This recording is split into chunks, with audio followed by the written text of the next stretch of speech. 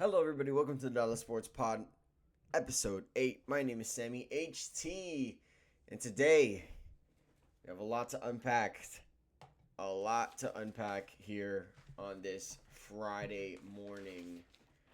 By the time this uploads, it'll probably be like around the afternoon, but we have a lot to unpack. We got the Miami Dolphins holding their press conference for new head coach Jeff Hafley and a new general manager, Jon-eric Sullivan. We're going to talk about that. We're also going to talk about the Miami Heat, because why wouldn't we? Jovic and his struggles, and then bam, finally playing an aggressive role. I don't know if I want to talk about Darian Mensah and the Hurricanes. I don't know, because I don't know the logistics of it, exactly what's going on. I hear there's like a bunch of lawyers involved, and it's weird. I do genuinely believe Darren Mensah will be a Hurricane by the end of next month at the very least. I don't see how that doesn't happen considering everything, but I will say before we get started, yeah, transfer portal rules have to have some sort of tweaking, and I understand that this could favor the Hurricanes, and believe me, I do not mind whatsoever Darian Mensah transferring from Duke and coming to Miami, considering the season he just had. It's just, it feels wrong, but it feels wrong to do it. But then again, Duke. I would imagine Duke doesn't have clean hands. I'm pretty sure they're the ones who stole Darian Mensah from Tulane, and yeah, that worked out for him. So look, I expect this all to work out for the Hurricanes. Um, I guess I will mention in other news, Damon Harris, transferred from Missouri. He had a great season, all SEC second team, I believe he was. He's transferring to the Hurricanes. So we have him and Marquise Lightfoot to take over for Mesidor and Ruben Bain. I don't think the production is going to be the same. I really don't, because let's face it, Ruben Bain and Mesidor was the greatest pass rushing duo in the history of Hurricanes football. So I don't expect them to have that level of production, but I do expect it to be sustainable enough to really step up on other fronts, like maybe the secondary, maybe the offense is more potent, because we know last year it had its limitations with Darian Mensah coming in and Cooper Bacchetti as well, the transfer from Duke. The Miami Hurricanes, I ended up talking about the Hurricanes anyway. The Miami Hurricanes are very busy after their loss in the national championship, heartbreaking loss, but regardless of that, I'm excited to see where the Hurricanes go from here. You already know Mario Cristobal never stops recruiting, and I'm excited to see where that goes. The Miami Dolphins held a press conference for head coach Jeff Hafley and new general manager Jon-eric Sullivan. We're going to call him Sully from here on out, because Jon-eric just doesn't roll off the tongue.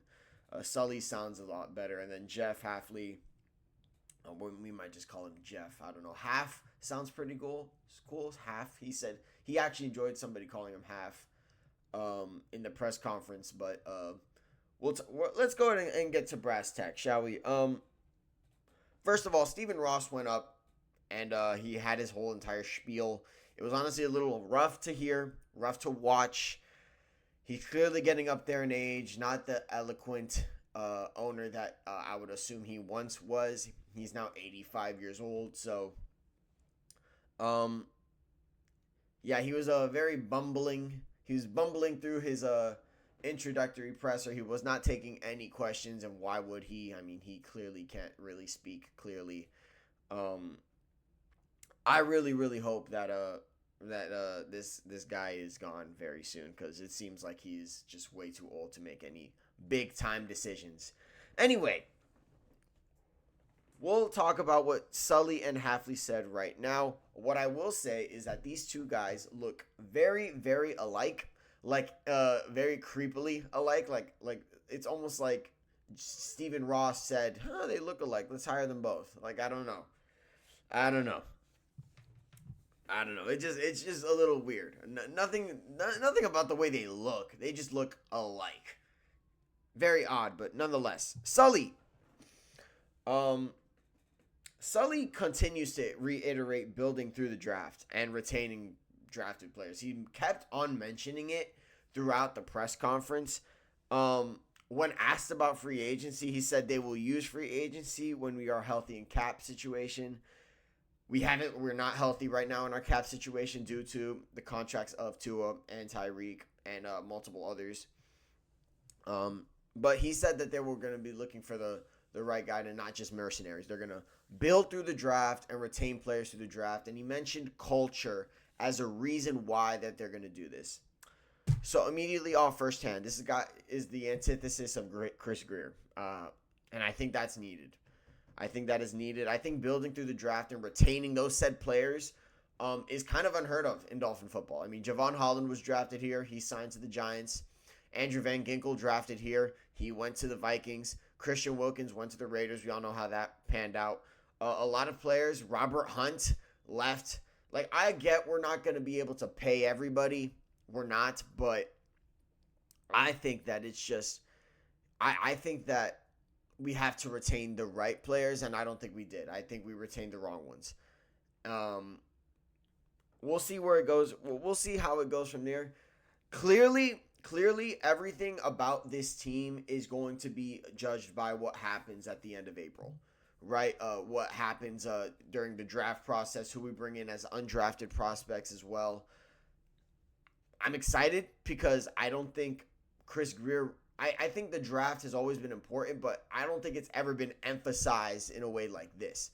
So I'm a little excited for that, but I'm not going to hold on to hope for that because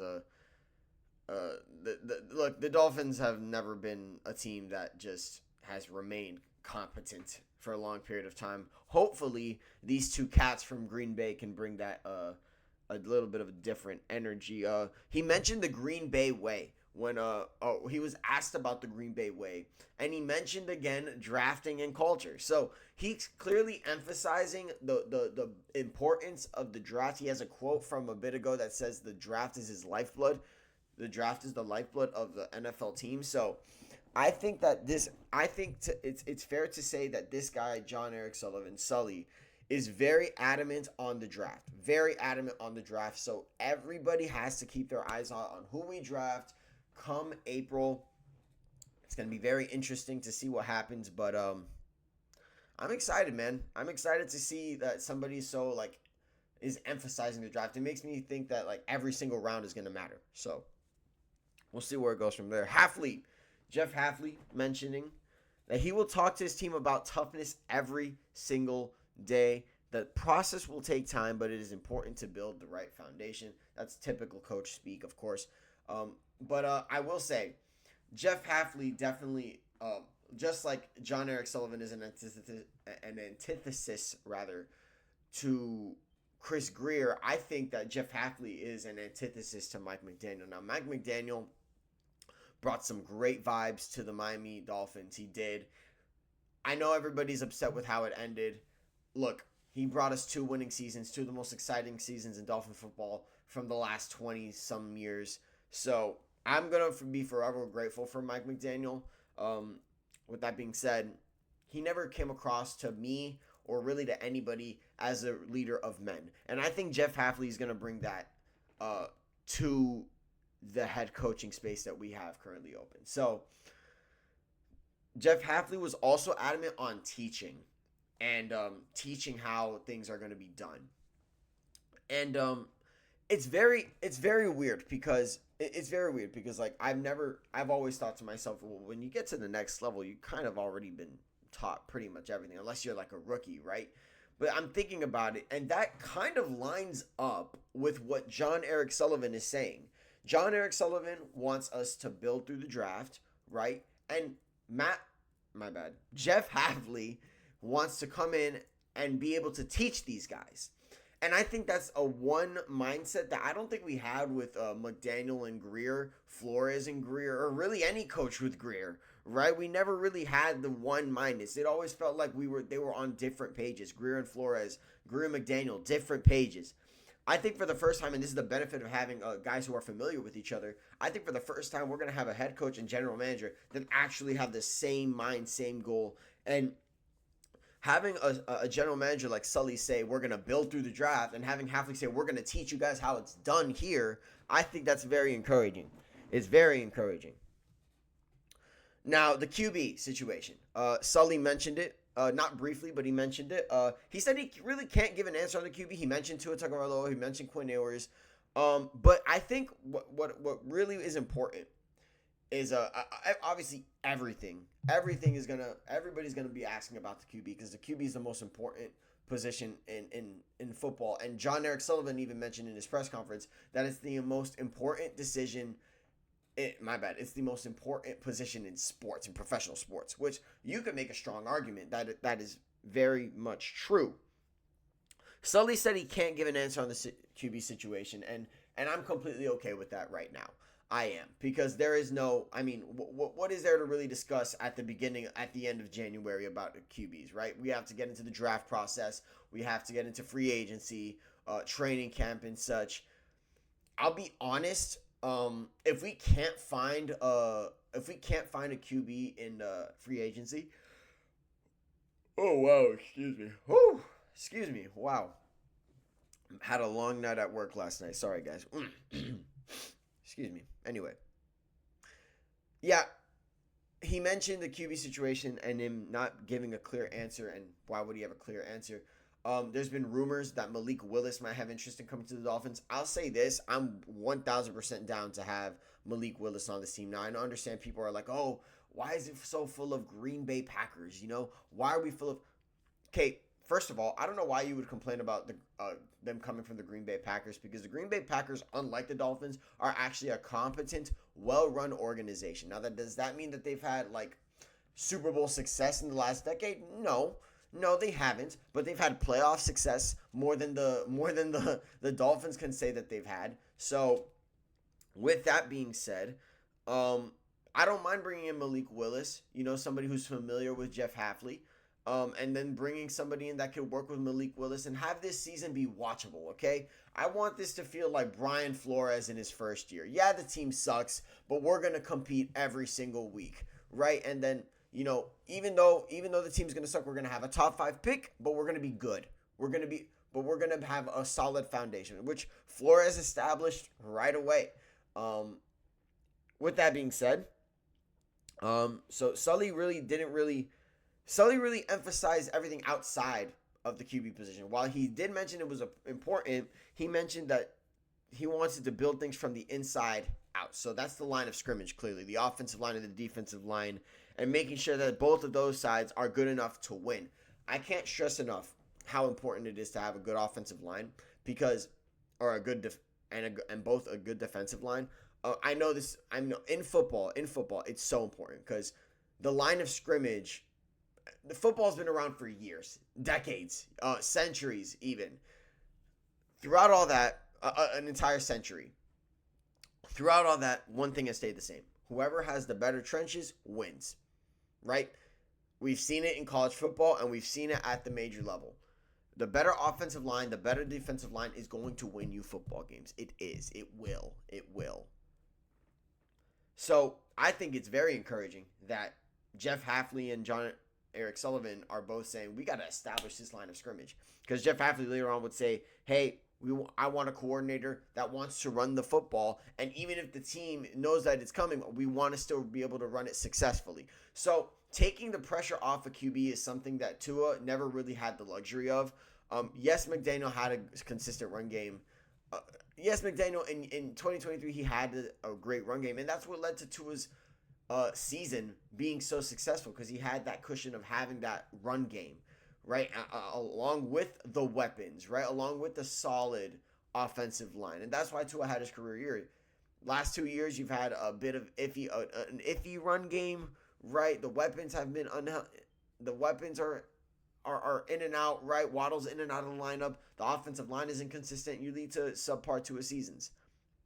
And in this case, this year, Tua had an ugly season. But regardless of that, building the infrastructure before dealing with the QB. That's what Sully mentioned in his press conference, and I think that's very, very important. Build a strong line, build strong weapons, so that when the QB that they want to herald comes in, he's set. And that's what they did with Jordan Love. With Jordan Love, they established the offensive line. They got a very sound amount of weapons, right? A sound weapons room. And now Jordan Love is one of the better QBs in the league. Now, he's not top 10 in my opinion, but he's still, look, if you saw his performance against Chicago, over 300 yards and three touchdowns, he's clearly their QB of the future. We don't have to ask ourselves, is this the guy? Like Jordan Love is going to be their guy, right? And I want that. I want a QB that we know is the answer. We know is the answer. We haven't had that since really Marino, okay? So it's very important that we establish that the line, the weapons, the defense, everything is established. Everything is good. We just need the QB. We're just going to need the QB. And I trust that Sully and Haf are going to be able to get that done. Hafley mentioned passionately that he wants to call plays. And I think that is I don't know about you guys, but I think that's awesome that he's so passionate about that. Like calling plays like that. Like I want the team to run in how I want me to control the details of that said defense, right? And I think that's important because yes, McDaniel called plays. He did call plays offensively. You have to be good at it. So while I like the passion, I love the passion that he brings in calling defensive plays. I really hope that he is not stubborn and realizes what is happening with him. If things do end up going wrong, which I hope they don't. If things do end up going wrong, that it's not his fault, right? That it isn't his fault. That my bad. Wow, I just completely messed up my words there. But my point is that when things aren't working, I don't want him to get a hard head and not look to other places. And I hope that Jeff Hafley really delegates profoundly and correctly these things.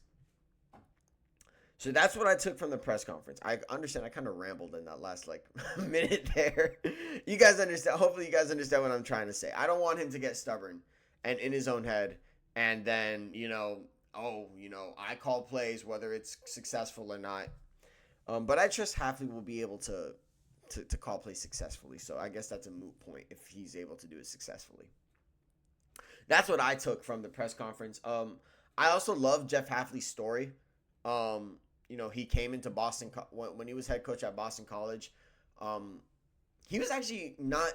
A lot of people clown him for that tenure, but the truth is that he at Boston College had 3 winning seasons, and in his last year he won a bowl game. Boston College isn't exactly the most the electric college atmosphere or electric college school. I admire him for staying true to himself and saying, hey, it's not really coaching anymore in NIL, in the NIL era in college football. I want to just strictly coach football. And I respect him for being self-aware and just getting out of that space and going to Green Bay. I think that's very admirable, and now he's here as head coach of the Miami Dolphins. He seems like a leader of men, which is something Mike McDaniel was not. And overall, I'm not going to say I'm more excited for this hire, but I'm definitely more optimistic now that I heard the press conference. But at the end of the day, you got to show me, because I've heard many press conferences go well and things just end up just not working out. So you're going to have to show me. Sully's going to have to show me in April. Hafley's going to have to show me in the fall. I know it's going to take a bit because this team has a lot of rebuilding to do. But hopefully, we end up turning things around. We end up turning things around eventually. I can't say that I am completely excited for this season, because I know the team isn't likely going to be that good unless we draft incredibly well and on the players we draft. But I'm a little nervous for how the draft is going to go now. After what I'm hearing, I'm hearing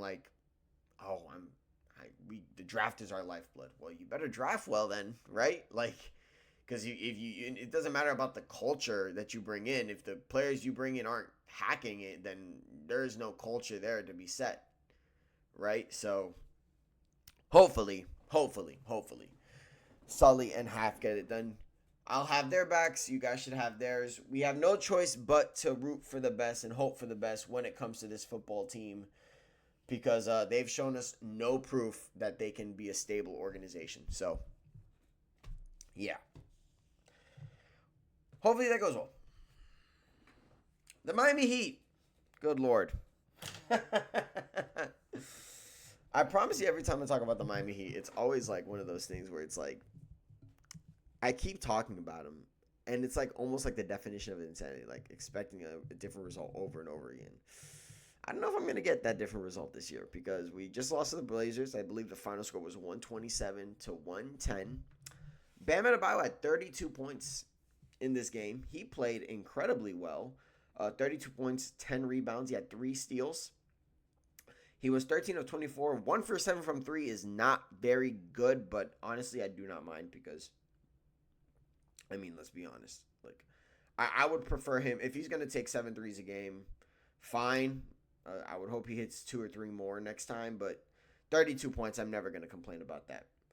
Bam Adebayo this year, these last 6 games has been incredible. I mean, 23 points per game, 9 rebounds. He's shooting 46% from the field, so not ideal for a big, but 45% from 3. So he's been really good. He's been very aggressive. And this is just the scoring leap that I've expected from Bam Adebayo for the entire year. And a lot of people are like, oh, respect Bam. Bam is this, Bam is that. It's like, as the captain of our team, I would hope that you want the expectations to be a lot higher. I would hope so. And so me having high expectations for Bam should be something that everybody should have. Like, everybody should have high expectations for Bam and not just look at him as this defender. Because the defense, honestly, look, we know how good of a defender Bam is. Okay, Bam is a really good defender. He's probably the best defender in the world right now. He's the best defender in the world today, outside of maybe Victor Wembanyama. But regardless of that, defense can only bring you so far. Offensively, if you are not being aggressive and a positive, this is an offensive league. That is going to be highlighted a lot more than your elite defense. Like, we've said year after year that Bam is an elite defender. We've said it year after year. And the problem was that offensively, he never took a leap. And I always heard, oh, he doesn't need to take the leap. He just needs other players to take the leap instead. Why? Why can't it be him? Look at what he's doing now. You mean to tell me I can't get this on a gamely basis? I can't get 23 and 9 on 46 and 45% shooting? I can't get that? I think I can get that. I think I can. So, if he can sustain this number, he'd be an all-star, man. He'd be an all-star. Easily be an all-star. It wouldn't be close. It wouldn't be close. So that's why I'm always discouraged when Bam is having these performances of like 12, 4, 6, 7, 15, 30. Like, that's not, I don't think that's his ceiling. That shouldn't be his ceiling. This is a guy, this should not be his ceiling. And I'm glad these last 6 games, hopefully it continues tomorrow against Utah. I'm glad these last 6 games he's really started to pull it away. He's really started to get it together. And not just be, the defensive anchor. Look, you can be the defensive anchor. I appreciate that. But the scoring output needs to be there, especially if Tyler Hero is going to be out constantly. And Tyler Hero is going to be out for this entire road trip, so I mean, we already talked about Tyler Hero and how things need to change with him, but we'll see. We will see with Tyler Hero. Man, it has been a rough year for him. Like, him just being out, bro. Speaking of rough years, Nikola Jovic, man. Oh, man, Nikola Jovic.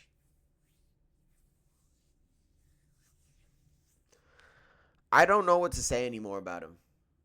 Like, what else is there to really say about him? We're in year 4. We're halfway through year 4. And everybody's going to tell me he's young.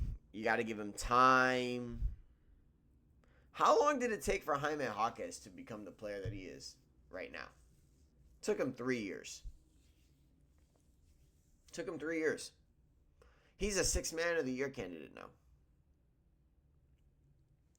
Pele Larson's in year 2. And I get it. These guys that I'm mentioning are older guys, right? They're older guys. I get that. You know, they went to college for 4 years and they're actually veterans. I get that. I don't want to hear that excuse. I really don't want to hear that excuse at all, if I'm being blunt. So yeah, I know that Jovic is 23 years old. He's 22 years old. That he needs time. How much time are we going to give him? How much? How much time? Ask ourselves that question. How much time before that quote at the presser when you introduce him of you saying, oh, his number is going to be in the rafters? Pat Riley said that. So what is happening? Where are we going with that? Last night, and really this entire season, it's just been an entire nothing burger of a season from Nikola Jovic. He signed his extension just before the season started, and this year he's averaging 8 points, 4 rebounds, 2 assists, 37% from the field, 28% from 3. He's got 49% true shooting. And he's not that good of a free throw shooter either. He's 70%.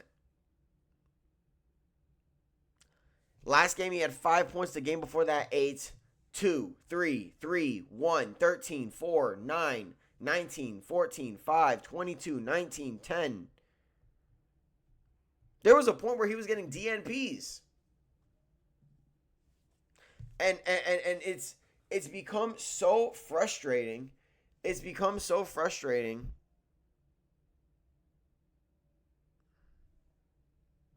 It's become so frustrating because then I hear Eric Spoelstra. Then I hear Eric Spoelstra talk about him. And hold on, I'm about to bring him up in this presser right now. I'm about to bring him up right now because it brings me so much. It brings me so much like anger because I cannot imagine. I cannot imagine where the Miami Heat would be. Hold on, I'm gonna find it right now. I know. This is what Spoelstra. This is what Spoelstra had to say regarding Nikola Jovic's performance last night. This is incredible. Hold on. I'm going to play it right now. Hear this 40-second soundbite. I'm going to play it through my phone. I mean, when he plays at the 5, it opens things up for us. And he had all of his shots were, basically wide open. We want him to play with assertiveness, with confidence. He's so important to what we do. And this is part of being a professional basketball player and a team, where we want to be better than where we are. We have to show some grit. And Nico's got to show some grit, right now. And to be able to fight through it. You're always going to go through ups and downs. And, when it's a little bit tough, that's when actually you can have a great breakthrough. Okay. All right. So, wow, I have something else playing now.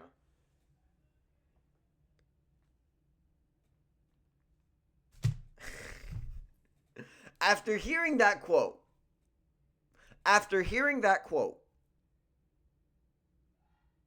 and him play after Jovic stinks it up, after he stinks it up in a game, compare that to Kel'el Ware just last week when Kel'el Ware wasn't playing well, and then we got the quote of him. Hold on, I'm gonna find it right now. We're gonna get to the bottom of this. We're gonna get to the bottom of this. I love hearing what Spoelstra had to say regarding Kel'el Ware after his rough performance. I absolutely love the duality of this.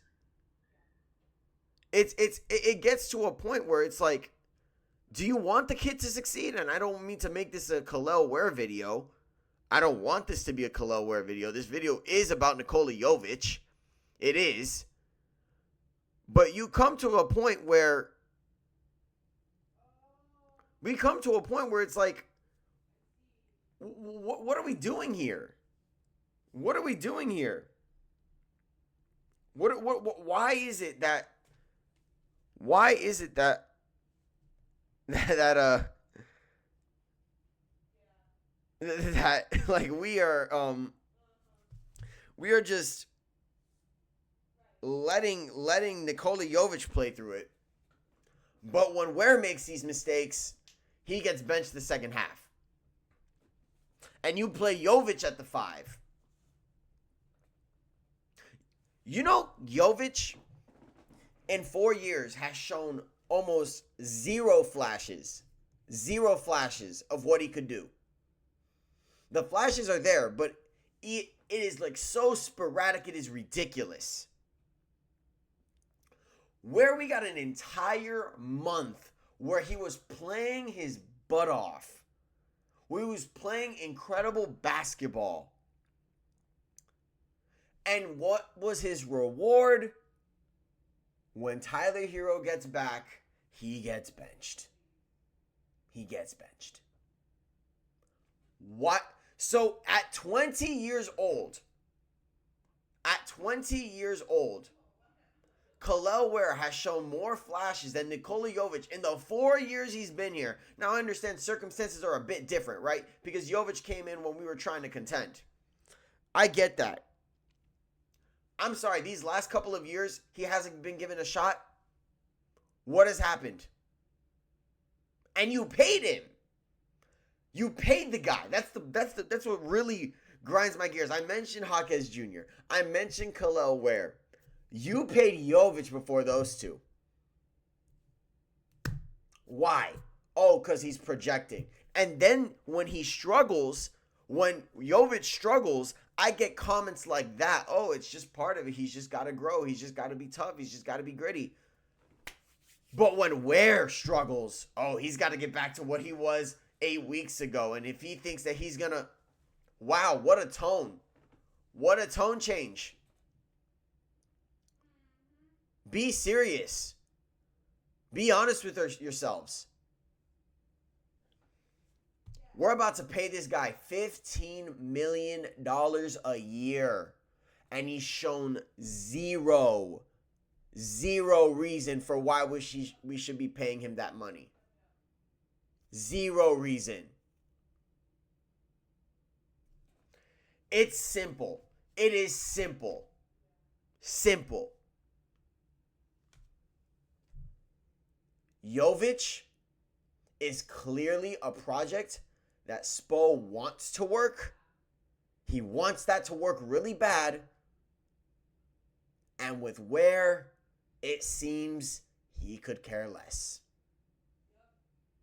He could care less. And that is unacceptable. Because Ware, in the years that he's been here, has shown way more than whatever the heck Jovic has shown us in these 4 years. We're halfway through. We are halfway through the season. We're halfway through the season, guys. We're teetering at 500 right now. Teetering. Just a game over. Now what? Now what? Now what are we doing? When's the turnaround going to happen? And is it going to happen because of Jovic? Sorry, I don't think so. Not from what I've seen. It's ridiculous. It is ridiculous, and it cannot go on. We cannot be unrealistic about Jovic anymore. I'm not saying we trade him, but I think we have to start accepting that we are about to make we just made a huge mistake this offseason paying the guy. We might have to consider that. I understand. It might be unfair. It's year 4. And I've seen 3 good games from him this year. 3. I can count them in one hand.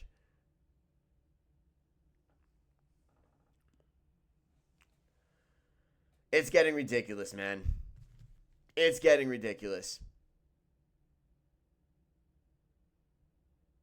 I'm tired, man. I'm tired, bro. I don't know what we're going to do from here. We got our game tomorrow against the Jazz. If we lose against the Jazz and not 500 again, this feels like, I mean, if we're at 500 again, man, if we're at 500 again, I don't know what the heck we're going to do. I don't know what we're going to do, man, if we're at 500 again. I don't know what we're going to do. It's getting ridiculous. Like, comment, subscribe if you haven't already. Thank you guys so much for watching this rendition, episode 8 of the Dallas Sports Pod. Incredibly discouraging seeing the Heat lose to the Blazers last night off of Bam's 32-point effort. Discouraging watching Nikola Jovic try to play basketball. It's been rough, man. It's been a rough season. At least we got the Panthers. I think we got the Panthers. I don't know. They might not even make the playoffs with how banged up they are. It's been rough, man. It has been rough. Thank you guys so much for watching. Please, like I said, like, comment, subscribe if you haven't already. This has been Sammy HT signing off, and I will see you next time. Dale.